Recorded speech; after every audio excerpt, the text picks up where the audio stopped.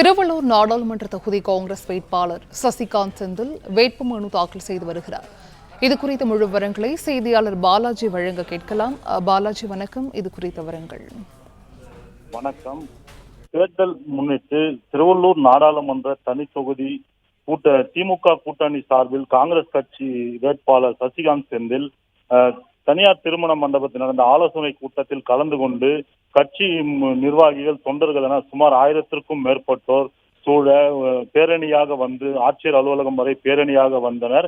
இந்த பேரணியில் காங்கிரஸ் கட்சி வேட்பாளர் சசிகாந்த் செந்தில் வாகனத்தில் பேரணியாக வந்து வேட்புமனு தாக்கல் செய்தார். இந்த வேட்புமனு தாக்கலில் தற்போது காங்கிரஸ் பொன்னேரி சட்டமன்ற உறுப்பினர், காங்கிரஸ் கட்சி சட்டமன்ற உறுப்பினர் துரை சந்திரசேகர் உள்ளிட்ட கட்சியினர் வேட்புமனு தாக்கல் செய்தனர். தற்போது இந்த வேட்புமனு தாக்கலானது நடைபெற்று வருகிறது.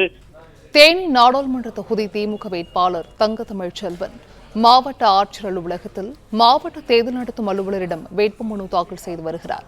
இது குறித்த முழு விவரங்களையும் செய்தியாளர் சிவா வழங்க கேட்கலாம். சிவா, வணக்கம். இது குறித்த விவரங்கள். வணக்கம். தேனி மாவட்ட வேட்பாளர் திமுக வேட்பாளர் தங்கத்தமிழ்ச்செல்வன் தற்போது அவருடைய வேட்புமனுவை தேனி மாவட்ட ஆட்சியரிடம் தற்போது வழங்கி வருகிறார். அந்த காட்சியை தற்போது பார்த்து வருகிறோம். இது முன்னதாக தேனியில் உள்ள பங்களாமேட்டு பகுதியிலிருந்து கட்சி தொண்டர்களுடன் பெரியசாமி, மூர்த்தி அமைச்சர்களுடன் இவர் ஊர்வலமாக சென்று தற்போது தேனி மாவட்ட ஆட்சி அலுவலகத்தில் வந்தார். அங்கிருந்த காவல்துறையினர் தங்கத்தமிழ்ச்செல்வன் மற்றும் பெரியசாமி, மூர்த்தி ஆகியோரை மட்டும் தேர்தல் அதிகாரியிடம் அனுப்பி வைத்தனர். அங்கு தங்கத்தமிழ்ச்செல்வன் தனது மனுவை தேர்தல் அதிகாரி மாவட்ட ஆட்சியரிடம் தன் மனுவை கொடுத்தார். அப்போது அவர் முடித்துட்டு செய்தியாளரை சந்தித்து இருந்தார்.